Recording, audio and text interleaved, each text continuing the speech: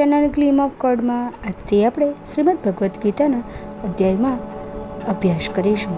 સૌથી પહેલાં આપણે શ્રીમદ ભગવદ્ ગીતાનું મહાત્મ્ય શું છે તે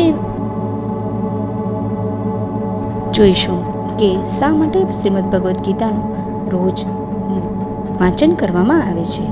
જે વ્યક્તિ ગીતાનું વાંચન કરે છે અને ગીતાના જ્ઞાનરૂપે પવિત્ર જળમાં સ્નાન કરે છે, તેના આગલા જન્મના સર્વ પાપો નાશ પામે છે. એક જ વખત ગીતારૂપી જ્ઞાનગંગામાં સ્નાન કરવાથી સંસારના સર્વ મેલનો નાશ થાય છે. ગીતા એ ભગવાન શ્રી કૃષ્ણના મુખ કમળમાંથી ટપકેલું ગંગોદક છે. ગીતાના અમૃત જળનું પાન કરનાર મનુષ્ય જન્મ મરણના બંધનોમાંથી મુક્ત થાય છે. બધા ઉપનિષદો ગૌમાતા સમાન છે. એ ગૌમાતાને દોહનાર ગોપાલનંદન શ્રી કૃષ્ણ છે. એ દૂધનું પાન કરનાર વાછરડા સ્વરૂપ અર્જુન છે અને ગીતારૂપી દૂધ એ અમૃત છે. ગીતા જ એક અને અનન્ય શાસ્ત્ર છે. દેવકીનંદન શ્રી કૃષ્ણ જ પરમ દેવતા છે.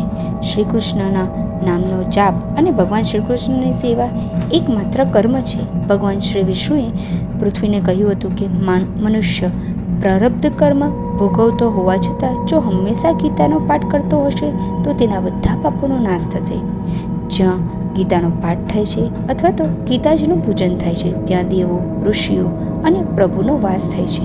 જે મનુષ્ય ગીતા, ગંગા, ગાયત્રી, સીતા, સત્યા, સરસ્વતી, બ્રહ્મવિદ્યા, બ્રહ્મવલ્લી, ત્રિસંધ્યા, મુક્તમોહિની, અર્ધમાત્રા, ચિદાનંદા, ભવતની, ભયનાશિની, વેદત્રયી, પરા, અનંતા અને જ્ઞાનમંજરી એવા ગીતાના અઢાર નામનો જપ કરે છે, તે જ્ઞાનને પ્રાપ્ત કરી મોક્ષ પદને પામે છે. પ્રભુ શ્રી કૃષ્ણના ગીતાના આશ્રયે રહીને પણ 3 લોકનું પાલન કરે છે. ગીતાના 18 અધ્યાયનો પાઠ જે મનુષ્ય એક ચિત્તથી કરે છે તે જ્ઞાન સિદ્ધિને પ્રાપ્ત કરે છે અને પરમપદને પામે છે. ગીતાના 9મા અધ્યાયનો પાઠ કરનારને ગૌદાનનું પુણ્ય પ્રાપ્ત થાય છે. જે 6 અધ્યાયનો પાઠ કરે છે તેને ગંગા સ્નાનનું પુણ્ય મળે છે. જે 3 અધ્યાયનો પાઠ કરે છે તેને સોમયાગનું ફળ મળે છે. જે 1 અધ્યાયનો પાઠ કરે છે તે ભગવાન રુદ્રનો ગણ થઈ લાંબો સમય કૈલાસમાં રહે છે.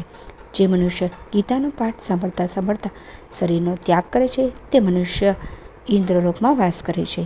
જે મનુષ્ય ગીતાના અર્થનું શ્રવણ કરે છે અથવા તેનું ધ્યાન ધરે તે મનુષ્ય જીવન મુક્ત થાય છે અને પછી પરમપદને પામે છે. જનક વગેરે ઘણા રાજાઓ ગીતાના આશ્રયથી પાપ રહિત બની ગીતા ઉચ્ચારતા પરમપદને પામ્યા છે. જે મનુષ્ય ગીતાનો પાઠ કરી તેના મહાત્મ્યનો પાઠ કરતો નથી તેનો ગીતા પાઠ વ્યર્થ થાય છે, તેની મહેનત નકામી થાય છે. જે કોઈ આ મહાત્મ્ય સાથે ગીતાનો પાઠ કરે છે તે ગીતા પાઠનું પુણ્ય મેળવી દુર્લભ ઘટીને પામે છે. સૂચ્યએ કહેલું ગીતાનું સનાતન મહાત્મ્ય ગીતાના પાઠને અંતે જે વાંચે તે ગીતાના પાઠનો ફળનો ભોગતા થાય છે.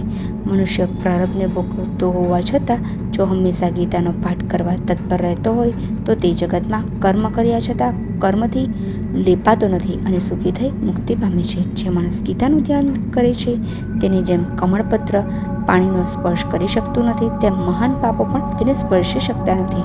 જ્યાં આગળ શ્રીમદ ભગવદ્ ગીતાનું પુસ્તક હોય અને જ્યાં ગીતાનો પાઠ થતો હોય ત્યાં પ્રયાગ વગેરે તીર્થો વસે છે. જ્યાં ગીતા સંબંધી વિચારણા ચાલે છે, જ્યાં ગીતાનું પઠન પાઠન થાય છે ત્યાં ભગવાન નિરંતર વાસ કરે છે. ભગવાન શ્રી પુરુષોત્તમ ગીતાના આશ્રયે રહેલા છે. ગીતા એ એમનું ઉત્તમ ધામ છે અને ગીતાના જ્ઞાનનો આશ્રય મેળવીને જ તેઓ 3 લોકનું પાલન કરે છે. ગીતા જ પ્રભુ શ્રી કૃષ્ણની ઉત્તમ વિદ્યા છે. બ્રહ્મરૂપ પરમ વિદ્યા જ અવિનાશી છે, અવિકારી છે. ગીતા ત્રણેય વેદ સમાન પરમ આનંદ સ્વરૂપ તથા તત્વના અર્થ જ્ઞાનથી ભરેલ છે. જે મનુષ્ય મનને સ્થિર કરી ગીતાના 18 અધ્યાયનો પાઠ કરે છે તે જ્ઞાન સંપાદન કરે છે અને પરમપદને પામે છે. મહાપાપી મનુષ્ય પણ જો ગીતાનો અર્થ સાંભળવામાં તત્પર રહેતો હોય તો તે વૈકુંઠમાં જઈને વિષ્ણુ ભગવાન સાથે આનંદ કરે છે.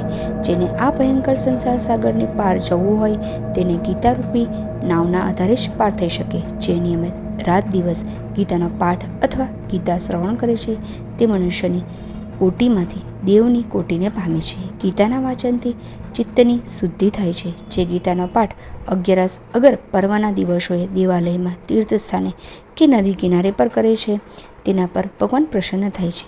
જે દરરોજ ગીતાના અર્થનું શ્રવણ અગર અધ્યયન કરે છે તે પરમ સ્થાન પ્રાપ્ત કરવા ભાગ્યશાળી બને છે.